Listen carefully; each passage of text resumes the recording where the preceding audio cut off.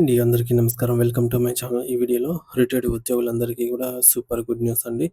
Treasury చెల్లింపులు అంటూ update రావడం జరిగింది. సో, దీనికి సంబంధించిన పూర్తి వివరాలు ఈ వీడియోలో తెలుసుకుందాము. వీడియో అయితే ఎక్కడ కానీ స్కిప్ చేయకుండా ఎండ్ వరకు చూసేయండి. అప్పుడే ఇన్ఫర్మేషన్ పూర్తిగా అర్థమవుతుంది.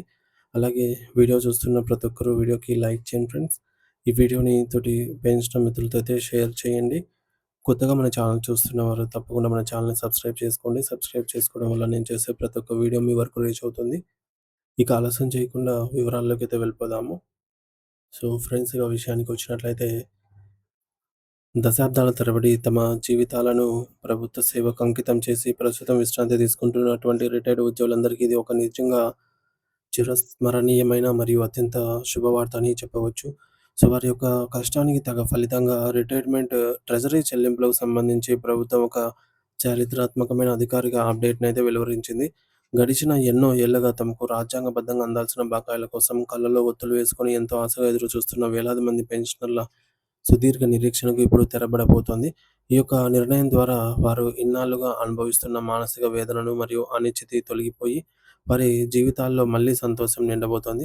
ఈ యొక్క కీలక నిర్ణయం వల్ల రాష్ట్ర వ్యాప్తంగా ఉన్నటువంటి లక్షలాది మంది వృద్ధ పెన్షనర్లకు ఆర్థికంగా ఒక కొండంత అండ లభించడమే కాకుండా వారి వృద్ధాప్య అవసరాలను సరిపడా ధన సహాయం అయితే అందుతుంది. సో, వయసు మళ్ళిన తర్వాత ఎవరిపైన ఆధారపడకుండా తమ సొంత సొమ్ముతో గౌరవంగా జీవించే అవకాశం అయితే వారికి కలుగుతుంది.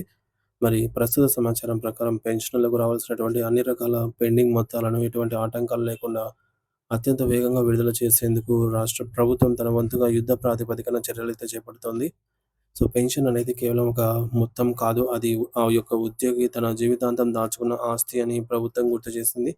ముఖ్యంగా రాష్ట్ర ఆర్థిక శాఖ ఈ యొక్క పెండింగ్ బకాయిల లెక్కలపై గత కొన్ని రోజులుగా అహర్నిశలు శ్రమించి ప్రతి ఒక్క రూపాయి లెక్కను కూడా తేలుస్తూ ఒక ప్రత్యేక కసరత్తునైతే విజయవంతంగా పూర్తి చేసింది. సో, అన్ని అడ్డంకులను తొలగిస్తూ నిబంధనలకు విరుద్ధంగా నిధుల విడుదలకు కావాల్సినటువంటి మార్గాన్ని సులభ మా మార్గం సుగమం చేసిందనమాట. అయితే సచివాలయంలో ఎన్నో ఏళ్లుగా ధూళిపట్టి పేరుకుపోయినటువంటి పాత ఫైళ్ళన్నీ కూడా ఒక్కొక్కటిగా క్లియర్ చేస్తూ నిధుల విడుదలకు సంబంధించి ప్రభుత్వం ఇప్పుడు ఒక స్పష్టమైన మరియు ఖచ్చితమైన జీవోలను జారీ చేసింది. ఈ యొక్క ఆదేశాల వల్ల క్రింది స్థాయి ట్రెజరీ అధికారులకు నిధులు మంజూరు చేసే అధికారం అయితే లభించింది.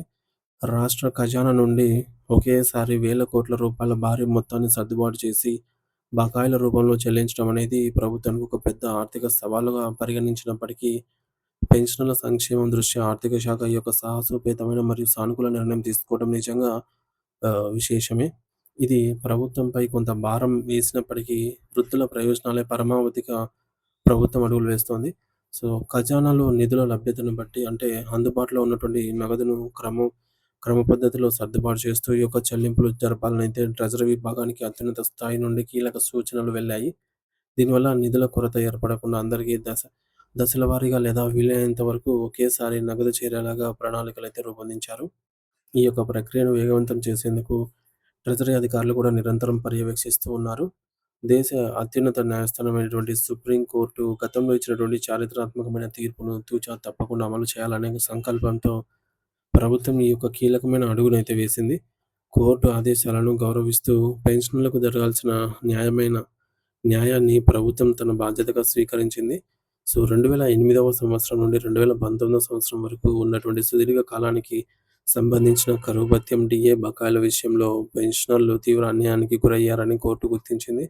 దశాబ్దాల కాలానికి పైగా పెండింగ్‌లో ఉన్నటువంటి ఈ యొక్క బకాయిలను వడ్డీతో సహా తక్షణమే చెల్లించి, వారి హక్కులను కాపాడాలని సుప్రీంకోర్టు చాలా స్పష్టంగా అయితే ఆదేశించింది. ఈ యొక్క ఆదేశాలకు అనుగుణంగా ప్రభుత్వం ఇప్పుడు పూర్తి స్థాయిలో అయితే స్పందించింది. ఈ యొక్క ప్రక్రియలో భాగంగా మొదటి విడతలో ప్రాథమిక మొత్తం బకాయిలు 25% డీఏ బకాయిలను నేరుగా పెన్షనర్ల బ్యాంకు ఖాతాల్లో జమ చేసేందుకు ప్రభుత్వం గ్రీన్ సిగ్నల్ అయితే ఇచ్చింది. అంటే మీ మొత్తం రావాల్సిన సొమ్ములో నాలుగో వంతు ఇప్పుడు వెంటనే మీ చేతికైతే అందుతుంది. మిగిలిన మొత్తాన్ని తదుపరి విడతల్లో ప్రభుత్వం విడుదల చేస్తుంది.